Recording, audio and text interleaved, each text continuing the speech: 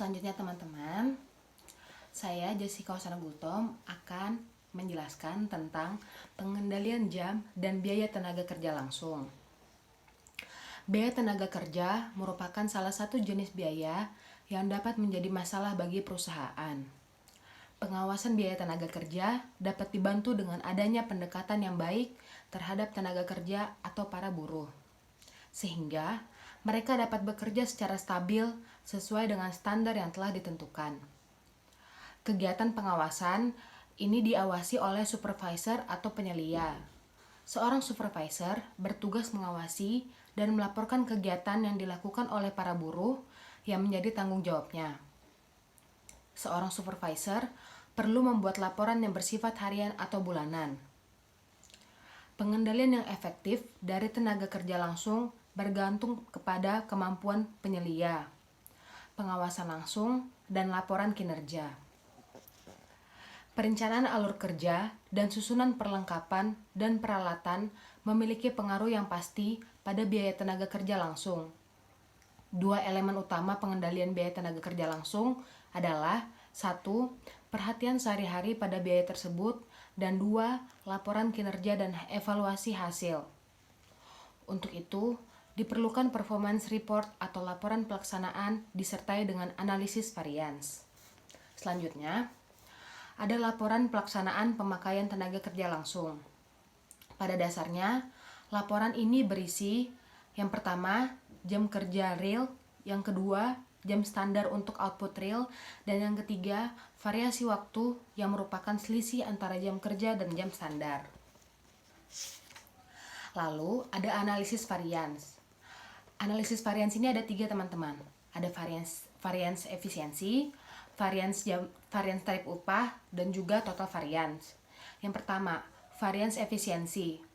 Varians efisiensi ini bisa didapat dari jam kerja rencana dikurangi dengan jam kerja real, lalu hasilnya dikalikan dengan tarif upah rencana. Lalu yang kedua, varians tarif upah dapat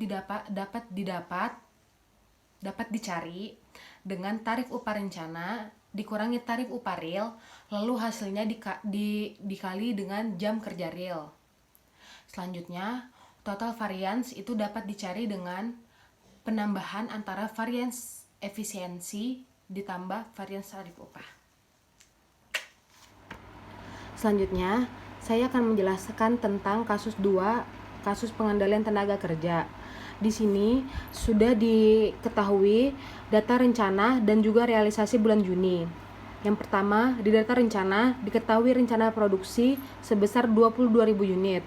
Lalu diketahui juga standar pemakaian jam kerja langsung per unitnya ada 0,25 dan tingkat upah rata-rata per jamnya ada 10.000. Dan di realisasi bulan Juni 2011 ada unit produksi sebesar 20.000 unit. Jam tenaga kerja langsung selama bulan Juni itu 6.000 DLH dan juga biaya tenaga kerja langsung 57 juta. Di sini diminta menyusun laporan pelaksanaan pemakaian jam dan biaya tenaga kerja langsung di bulan Juni disertai dengan analisis variansnya.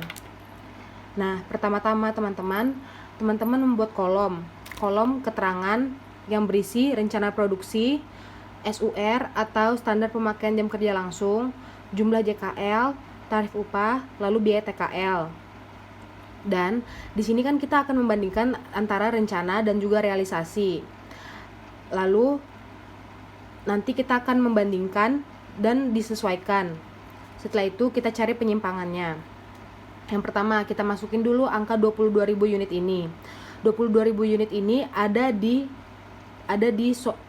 data rencana atau rencana di 22.000. Lalu realisasinya diketahui 20.000. Setelah itu di data rencana bulan Juni ini kan diketahui standar pemakaian jam kerja langsung per unitnya. Sudah diketahui nih 0,25, kita masukin 0,25. Lalu kita dari dua yang diketahui ini kita bisa tahu berapa jumlah jam JKL-nya, yaitu dengan mengalihkan 22.000 dikali 0,25 didapatlah 5.500. Setelah itu kita carilah, kita kan sudah dapat nih tingkat upah rata-ratanya. 10.000, kita masukin tingkat upah rata-ratanya 10.000, baru kita akan mendapat biaya TKL-nya sebesar 55 juta. Dari mana? Dari pengalian antara jumlah JKL dengan tarif upahnya 5.500 dikali 10.000, dapatlah 55 juta. Selanjutnya kita beralih ke realisasi. Realisasi kan tadi udah diketahui unit produksinya 20.000. Setelah itu, kita juga mengetahui jam TKL. Di sini kita tidak mengetahui standar pemakaian jam kerja langsungnya, tetapi kita mengetahui jam TKL-nya. Nggak usah khawatir teman-teman, kita bisa mencarinya. Jadi, untuk mencari standar pemakaian jam kerja langsung, bisa kita dapat dari 20.000 ini, yang unit produksi ini, jumlah JKL ini 6.000 ini dibagi dengan rencana produksi. 6.000 dibagi 20.000, dapatlah hasilnya standar pemakaian jam kerja langsungnya sebesar 0,30. Setelah itu, kan kita diketahui juga biaya tenaga kerja langsungnya 57 juta. 57 juta ini kita masukinlah ke biaya TKL. Lalu berapa tarif upah untuk realisasi? Itu bisa didapat dari 57 juta dibagi dengan 6.000, didapatlah hasilnya 9.500. Setelah kita mengetahui rencana dan juga realisasi, barulah kita bisa membuat rencana yang disesuaikan.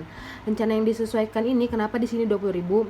Karena awal-awalnya ini perusahaan hanya merencanakan 22.000 unit. Namun karena adanya realisasi dan di realisasi itu yang terjadi cuma 20.000 unit, jadi rencana yang disesuaikannya tuh sebesar 20.000. Lalu standar pemakaian jam kerja langsungnya itu 0,25 didapat dari rencana ini. Setelah membuat rencana dan juga realisasi, barulah kita membuat rencana yang disesuaikan. Pertama-tama rencana produksinya. Kenapa 20.000 di sini? Karena pertama-tama kan rencananya itu dibuat 22.000 unit. Tapi yang ternyata yang terrealisasi selama bulan Juni ini hanya 20.000. Lalu kita sesuaikanlah. Makanya di sini angkanya 20.000. Selanjutnya standar pemakaian jam kerja langsungnya 0,25 mengikuti standar pemakaian jam kerja langsung di rencana awal. Lalu jumlah JKL-nya bisa didapat dari pengalian antara 20.000 ini dikali 0,25, dapatlah 5.000. Setelahnya kita mengalihkan tarif upah dan jumlah JKL. Tarif upah ini juga mengikuti dari rencana awal. Setelah mengalihkan 5.000 dan 10.000, didapatlah biaya TKL-nya 50 juta. Setelah itu kita mencari penyimpangan. Yang pertama kita cari jumlah. Jumlah ini adalah selisih antara realisasi dengan rencana yang disesuaikan. Untuk rencana produksi, antara realisasi dan rencana yang disesuaikan karena sama-sama 20.000 maka tidak ada selisih. Selanjutnya, untuk standar pemakaian jam kerja langsung, antara rencana yang disesuaikan dengan realisasi terdapat selisih 0,05 yaitu 0,30 dikurangi 0,25. Setelah itu, jumlah JKL ada selisih 1.000 didapat dari 6.000 dikurangi 5.000. Dan selanjutnya tarif upah juga ada selisih minus 5.000 didapat dari 9.500 dikurangin 10.000. Selanjutnya antara realisasi dengan rencana yang disesuaikan ada selisih 7.000 di biaya TKL, 7 juta di biaya TKL. Lalu setelah kita mengetahui jumlahnya, kita buatlah dalam bentuk persenan. Yang pertama-tama ini di standar pemakaian jam kerja. Kenapa dapat 20?